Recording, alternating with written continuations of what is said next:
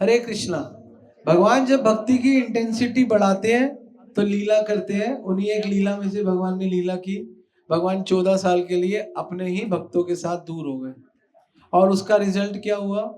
उसका रिजल्ट ये हुआ कि भरत का प्रेम और बढ़ गया, माता के कई का प्रेम और बढ़ गया, यशोदा का प्रेम और बढ़ गया, शत्रुघ्न का प्रेम असीम हो गया। एक दो घटनाएं हुई, उनके पिताजी चले गए दशरथ महाराज, लेकिन फर्क इसलिए नहीं पड़ता क्योंकि जब भगवान राम युद्ध जीते तो सबसे पहले अपने पिता से मिलने गए। अगर आप वाल्मीकि रामायण पढ़ो तो उसमें लिखा है उनके पिताजी आए, पिताजी के पास गए या पिताजी के पास गए, ऋषियों के पास गए, सबके पास गए, आशीर्वाद लिया, तो पिता से भी आशीर्वाद लिया, पिता के पास खुद मिलने गए और पिता को धन्यवाद किया, आपने मुझे ऐसी सेवा दी, आप ना देते तो मैं ना चाहता।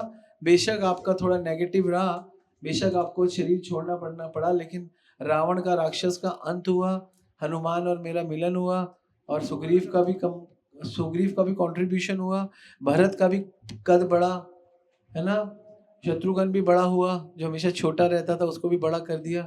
तो पूरी की पूरी इसी इसी प्रसंग को आगे बढ़ाया और धन्यवाद किया राम जी ने। और फिर जैसे ही राम जी वहां पर पहुंचे, भगवान कहते हैं मेरे लिए लंका और अयोध्या एक समान है। अब किष्किंधा और अयोध्या एक समान है, क्योंकि जितना प्रेम मैं यहाँ पर हनुमान आपसे करता हूँ, सुग्रीव आपसे करता हूँ, जितना प्रेम मैं भरत से करता हूँ उतना प्रेम मैं आपसे करता हूँ।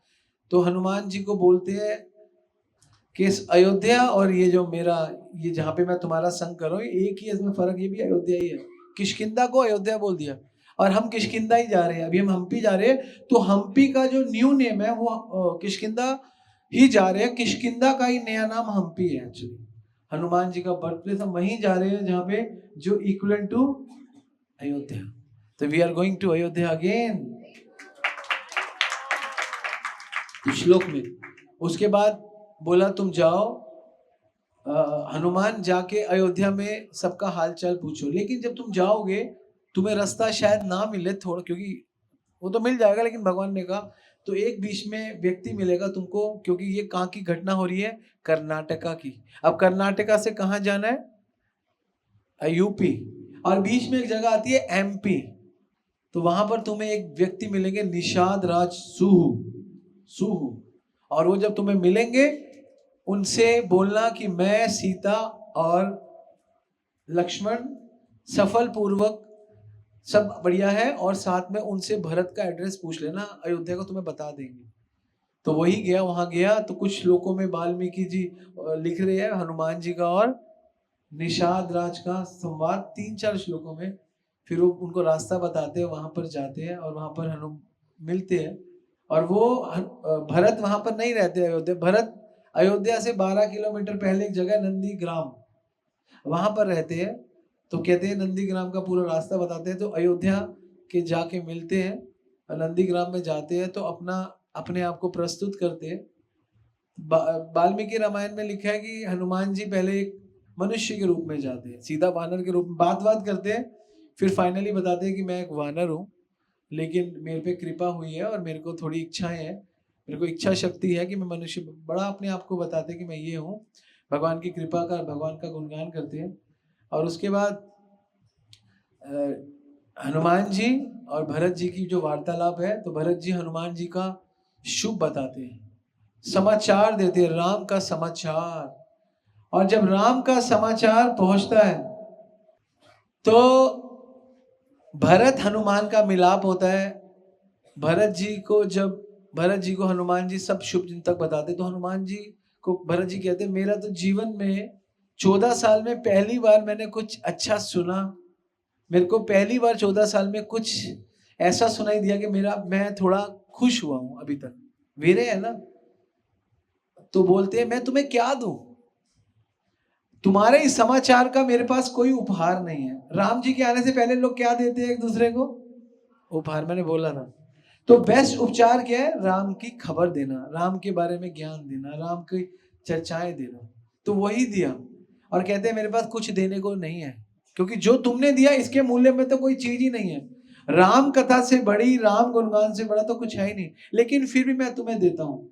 मैं तुम्हें 100 गांव देता हूं। हनुमान जी को, वाह, तुम्हें 1 लाख गायें देता हूं और 16 सुंदर कन्याएं देता हूं जिनके कुंडल है, मणि है, ये है, फलाना है। साथ में बोलते हैं सुचित्र है, चरित्र वाली है। मतलब ऐसा नहीं है कि उनके पास सब कुछ है, सुंदरता है, चरित्र वाली।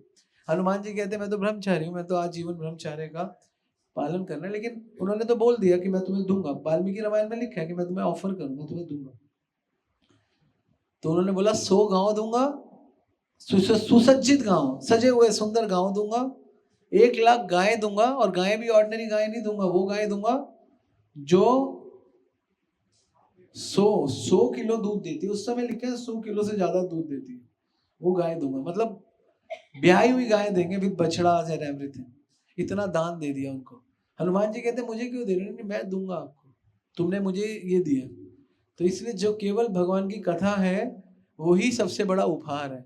और ये देने के बाद भी कहते मैंने कुछ दिया नहीं, कथा के बाद भी कहते मैंने कुछ दिया नहीं, क्योंकि जो तुमने मुझे राम का समाचार दिया। फिर भरत को बुलाते हैं, भरत फटाफट आओ। भरत फिर टोलियां बनाते हैं। टोलियां क्या बनाते हैं? पता चलता है कि भगवान कल आने वाले हैं। वहां से भगवान प्रस्थान करेंगे विमान में। उस विमान का नाम है, जो कुबेर जी का विमान था उसका नाम भूल गया, क्या नाम था?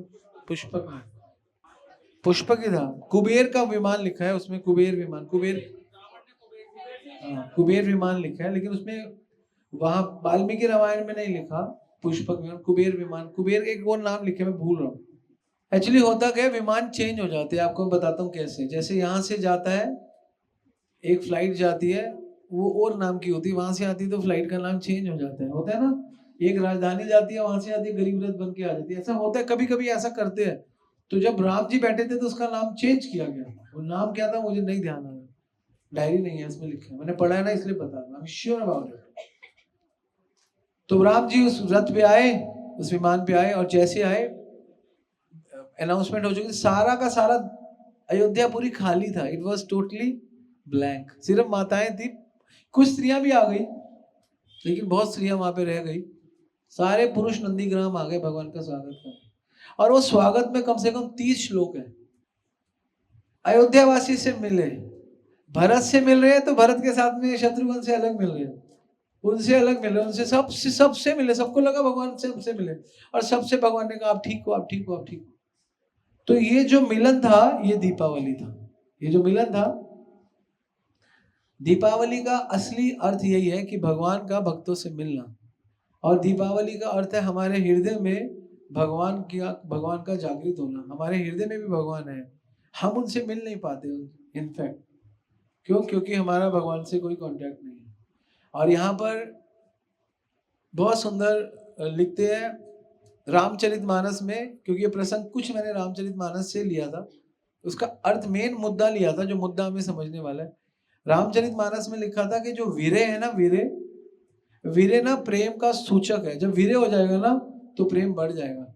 जैसे कोई माता पिता से बच्चा 10 साल 2 साल 1 साल बाद मिले तो माता पिता को बहुत प्रेम निकल कर आता है, बहुत समय बाद मिला है ना। एक पुरुष स्त्री काफी समय बाद मिले तो बहुत अच्छा लगता है ना। कोई बच्चा पढ़ने जाए, पढ़ के आए तो अच्छा लगता है ना। कोई भी माता पिता, अब वीरे से आपका प्रेम बढ़ता है। तो ऐसा कहा गया कि सबका प्रेम बढ़ा, पूरे अयोध्या में सबका प्रेम बढ़ा। लेकिन ऐसा कहा गया, तुलसीदास जी कहते हैं, लेकिन जीव सनातन काल से भगवान से दूर है, वीरे में है, लेकिन फिर भी उसका भगवान से प्रेम नहीं हो रहा। तो कारण क्या है कि हमारा 14 साल हो गए हमको, हमें तो जन्मों हो गए, हमारा वीरे क्यों नहीं? हम इतनी दूर है भगवान से, हमारा वीरे क्यों नहीं आता? हमारा प्रेम उतना तड़पते क्यों नहीं हम भगवान के लिए? क्या कारण है? तो तुलसीदास जी लिखते हैं केवल क्योंकि हमारे पास स्वार्थ है, इसलिए हमको विरह नहीं आता। जब हम निस्वार्थ हो जाएंगे हमको विरह आ जाएगा। और स्वार्थ क्या? स्वार्थ की 2 चीजें क्या बताई थी, क्यों हमें स्वार्थ है? कपट और ईर्ष्या। कपट, मेन रूप से कपट की और ईर्ष्या की वजह से हमारे इस जगत में स्वार्थ है। भोगों की वजह से, कपट, भोग और ईर्ष्या की वजह से हमारा इस जगत में स्वार्थ है। भोग और ईर्ष्या क्या है? क्योंकि हम कपटी है। एंड कपट पे था, लेकिन एक पूरा घूमता है। और ये पूरी की पूरी सीक्वेंस तुलसीदास जी बोल रहे हैं रामचरितमानस में। कितना सुंदर बोल रहे। हमको कितना टाइम हो गया भगवान से अलग हुए, पता नहीं, जगन करो। हमारा भरत शत्रुघ्न इनकी तरह अयोध्या वासियों की तरह भाव नहीं आता, हमें कोई विरह ही नहीं आता, हमारा प्रेम पैदा ही नहीं होता, हमारा विरह ही नहीं। बहुत सुंदर प्रसंग था, आपको पढ़ना चाहिए। ये प्रसंग पढ़ते पढ़ते मैं बहुत सीखा, हमें कभी स्वार्थ नहीं करना चाहिए जगत में बेकार, और सहना चाहिए। देखो मैं आपको बताऊं, आप शरीर पे सहते हो, मन पे सहते हो और बुद्धि पे सहते हो। सबसे अच्छा है जल्दी अगर पास होना है मन पे सह लो, सबसे जल्दी जो स्पीड, सहना तो पड़ेगा। सबसे जल्दी अगर भक्ति बननी है तो मन पे सह लो, जो भी कुछ हो रहा है सह लो मन पे, उस पर रिएक्ट मत करो, जब से जल्दी प्रगति होगी। और सबसे लेट प्रगति होगी, शरीर पे सहना पड़ेगा, बुखार होगा, बीमारी होगी, मन पे नहीं सह पाओगे तो शरीर पे आएगा।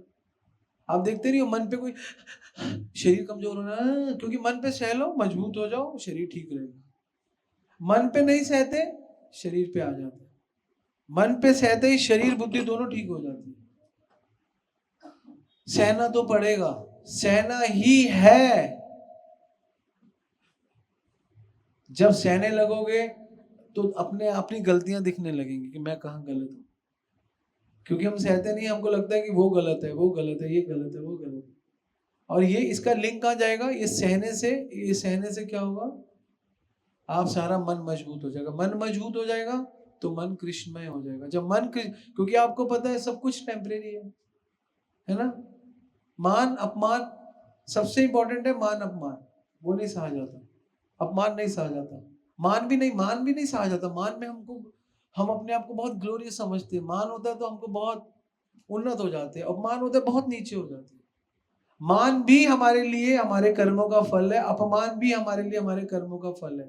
ये एक्चुअल मेन कॉज है, इमीडिएट कॉज नहीं है, इंटरमीडिएट कॉज नहीं है, ये अल्टीमेट कॉज है। तो इसीलिए जब हम मन पे हर चीज ले लेते हैं और मन को मजबूत कर लेते हैं, तो मजबूत मन हमको इस जगत के स्वार्थ से दूर करता है, निस्वार्थ होते हैं। जैसे निस्वार्थ होते हैं, हमारे जगत में स्वार्थ नहीं होता, तो जिसका इस जगत में स्वार्थ नहीं, उसका एक स्वार्थ है, नाते विदु स्वार्थ गति में विष्णु, उसका स्वार्थ फिर विष्णु है। फिर वो विष्णु के लिए सोचने लगता है, फिर उसका वीर्य पैदा होता है और वो फिर भगवान से प्रेम करने लगता है। केवल स्वार्थ हमको लेके बैठा हुआ है यहाँ पे और हमको समझ में नहीं आ रहा, ये इतना खतरनाक है। और ये कहाँ बैठा हुआ है, इसका सबसे अच्छा स्थान है मन। आके बैठ जाते। गीता पढ़ी है किसी ने? तीसरे अध्याय के आखिरी श्लोकों में ही तो बोल रहे हैं भगवान। कौन से श्लोकों में? 37-38 ही तो श्लोक है। सबसे पहले भगवान कहते हैं कहाँ पे काम कहाँ रहता है? इंद्रियों में, मन में, बुद्धि में, स्पेशली कहते हैं मन में रहता है। तो इसी का तो प्रॉब्लम है, मन का ही तो प्रॉब्लम है। जिसके पास श्रवण है वही साधु है। श्रवण बहुत बड़ा विषय है ना। क्या बोलते हैं, क्या श्लोक है? श्रवण आदि शुद्ध चित्ते नित्य सिद्ध कृष्ण प्रेम साध्य सभ्य कभिनय, श्रवण आदि शुद्ध चित्ते करी ले उदय।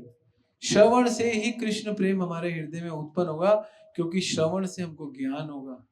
ज्ञान से हम कोशिश करेंगे निस्वार्थ होने की और स्वार्थ हटाने की, कपट हटाने की, है ना। द्वेष, ईर्ष्या, काम, क्रोध सब हटाने की। क्रोध नहीं आना चाहिए, क्रोध हमारा सबसे बड़ा शत्रु है। हमारे पता नहीं कितने दिनों की भक्ति, कितने जन्मों के पुण्य खा जाता है, जन्मों के भी पुण्य खा जाता है अगर बहुत क्रोधी हो जाता है। तो इसलिए हमको ना हर चीज मन पे ले लेनी चाहिए। शरीर पे ले आएंगे ना तो मन और दुखी हो गए, इसलिए मन में सह लो, सहना तो पड़ेगा, सह लो। सहने से क्या होता है, हम पवित्र हो जाते हैं और धीरे धीरे धीरे धीरे हम ठीक हो जाते हैं। तो राम जी, तुलसीदास जी लिखते हैं कि इतना समय बीत गया जीव का, लेकिन वो भगवान से कनेक्शन नहीं कर पा रहा, वीरे में रो नहीं रहा भगवान के। जैसे जो हाल अयोध्या वासियों का है वो हमारा नहीं है। क्यों? क्योंकि हमारे पास स्वार्थ है, हमारे पास मान अपमान की बहुत चिंता करते हैं। सुख मान है, दुख अपमान है। सुख भोग है, दुख पीड़ा है। और ये सुख और दुख जब तक हम इसमें पड़े रहेंगे और पड़े ही रहेंगे, कभी लगेगा सुख और दुख हमको क्या दिखाता है? सुख और दुख हमको दूसरे के बारे में दिखाते हैं। कि वो सही है या वो गलत है। जब हम आनंद में रहते हैं तो अपने बारे में देखते हैं कि मैं सही हूं या मैं गलत हूं। ये फर्क है। जब भी आप सुख और दुख में रहोगे आप अपने बारे को कभी नहीं देख पाओगे आप गलत हो। जैसे आप आनंद आनंद कृष्ण है ना, जब आप कृष्ण के लिए सोचोगे, कृष्ण के लिए करोगे, तो आपको अपने अंदर, भक्त को अपने अंदर दोष दिखते हैं। अच्छी quality of devotion means you are finding fault in you. Bad devotion means you are finding fault in others. अगर दूसरों में दुख गलत दिख रहा है तो इसका मतलब आप गलत हो। अपने अंदर गलत दिख रहा है तो इसका मतलब आप ठीक हो। तो राम जी के जितने भी भक्त हैं उनको सबको अपने अंदर गलत गलत दिखता है। सब लोग सोचते हैं हम गलत है, हम गलत है, हम गलत है। और जो भी गलत हमारे साथ हो रहा है वो परिस्थिति है, वो गलत हुआ है, वो ठीक हो जाएगा, अपने आप होगा। गलत भी हो गया, अपने आप ठीक हो जाएगा। वेट करो, समय का इंतजार करो, समय उसको ठीक करेगा। समय ने उसको गलत किया है, समय उसको ठीक करेगा। और समय कौन है? कालो अस्मि। समय कौन है? कृष्ण। तो कृष्ण उसको ठीक करेंगे। अगर हम सही गलत में उंगली करेंगे तो फिर और गलत ही होगा, सही तो होने वाला नहीं है। तो सारे के सारे राम जी के पार्षद नंदी ग्राम तक पहुंचे और उसके बाद जमीन को ठंडा किया गया। मैंने बोला था एक शब्द, ठंडा। ठंडा किया गया, चिल्ड किया गया। उसमें लिखा था, बड़ा सुंदर श्लोक था, बड़े सुंदर शब्द थे उसके अंदर। पढ़ के सुनोगे आपको आनंद आ जाएगा। राम जी जब पहुंचे, चलो एनीवे, जब राम जी पहुंचे तो नंदीग्राम से फिर इनकी यात्रा निकली। सारे लोग पैदल गए नंदीग्राम तक, कोई रथ नहीं। भगवान के लिए रथ लाए। भगवान ने बोला मैं रथ पे नहीं जाऊंगा, मेरे को नहीं जाना, मेरे को भक्तों के साथ पैदल जाना है। प्रभु आप इतना थक गए। मैं कहते मैं नहीं थका, मैं चलूंगा। भगवान राम भी पैदल गए भक्तों के साथ कीर्तन करते हुए। कीर्तन होता रहा, श्री राम जय जय राम, श्री राम जय जय राम, श्री राम जय जय राम, श्री राम जय जय। सबसे पहले अयोध्या में किससे मिले राम जी? कैकेयी माता से। सबसे पहले कौशल्या से भी पहले। कैकेयी रोने लगी और सॉरी बोलने लगी, है ना। तो भगवान ने बोला आपने तो मुझे, आपको आप मुझे सॉरी बोलो, मैं आपको धन्यवाद बोलता हूँ। राम जी ने ग्लोरीफाई किया कि आपको तो निमित्त बनाया, और निमित्त बनाने वाला जो भी होता है उसका अपमान तो होगा ही होगा, चाहे वो अर्जुन हो, चाहे वो कैकेयी हो, चाहे वो कोई भी हो। और कौन है जिनको निमित्त बनाया उनकी बेइज्जती हुई? मंत्रा नहीं, वैसे और लीलाओं में निमित्त बने। विभीषण निमित्त बने नहीं, विभीषण तो अच्छे ही रहे, उनकी तो रेपुटेशन। भीष्मदेव को भी निमित्त बनाया। भीष्मदेव निमित्त कम बने, और बताता हूँ। वृत्रासुर निमित्त बने। दधीची महाराज की हड्डियों से इंद्र को बनाया और इंद्र ने वृत्रासुर का वध किया, तो वो भी निमित्त बने। तो भगवान जब आपको निमित्त बनाएंगे, हो सकता है आपका यश भी गिरे, हो सकता है आपका यश भी बढ़े, वो भगवान के ऊपर। लेकिन बाद में यश बढ़ेगा, अल्टीमेटली बढ़ेगा। प्रेजेंटली दिखेगा कि घटा है, लेकिन फाइनली बढ़ेगा। अगर हम निमित्त बन के थैंक यू बोल दे तो हमारा यश बढ़ेगा। थैंक यू वेरी मच, यश बढ़ता है ना। जिसको भी निमित्त बनाया भगवान ने, वो अपमानित हुआ, लेकिन बाद में उसका यश बढ़ा। आप देख लो अर्जुन के साथ भी हुआ। अर्जुन को भगवान बोल रहे तू तो नपुंसक है, तू तो अनारे है। फिर बाद में भगवान उसकी ग्लोरीफाई कर रहे हैं, है ना, और उसको बोल रहे हैं, और वो खुद कह रहा है कि मुझे सब समझ में आ गया। और भगवान बोल रहे हैं मेरे में मन लगाओ, और सब कुछ जो श्लोक है गीता। तो इसलिए राम जी की, राम जन्म से भी श्रेष्ठ है राम की जी की दीपावली, है ना। राम जन्म तो, रामनवमी तो इतनी पॉपुलर नहीं है इतनी पॉपुलर, लेकिन दीपावली सब मनाते हैं। मैंने बोला कोई ऐसा नहीं है जो नहीं मनाता, चाहे कल्चरल हो, चाहे सोशल हो, चाहे कोई भी हो, हर मनाता है। ऐसा नहीं है कोई नहीं मनाता, हर कोई मनाता है, हर कोई मनाता है। तो हर कोई मनाता है तो इसका मतलब सबके लिए कुछ ना कुछ है। कोई मेटीरियली बनाए तो भी उसको फायदा है, कोई स्पिरिचुअली बनाए तो भी उसको फायदा है। लेकिन उपहार क्या है? राम जी के आने से पहले क्या उपहार दिया भरत को? राम का समाचार। तो राम की कथा ही वास्तव में सबसे बड़ा उपहार है, जो मैंने आप सबको दे दिया। और आप लोगों ने भी कीर्तन करके इस पूरे त्रिनगर को आपने दीपावली का उपहार दिया। इससे सुंदर दीपावली नहीं है।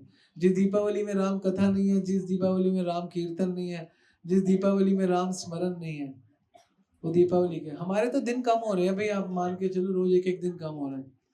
तो इसलिए हम लोग भगवान कृष्ण से कि हमारे को अपने स्मरण में रखे और प्रचार में रखे, जिससे हम प्रचार करें तो हम स्मरण कर पाएंगे और हमारी कॉन्शियसनेस ठीक रखे। और हमें सबसे इम्पोर्टेंट है हमारे अंदर दोष दिखाओ कृष्णा।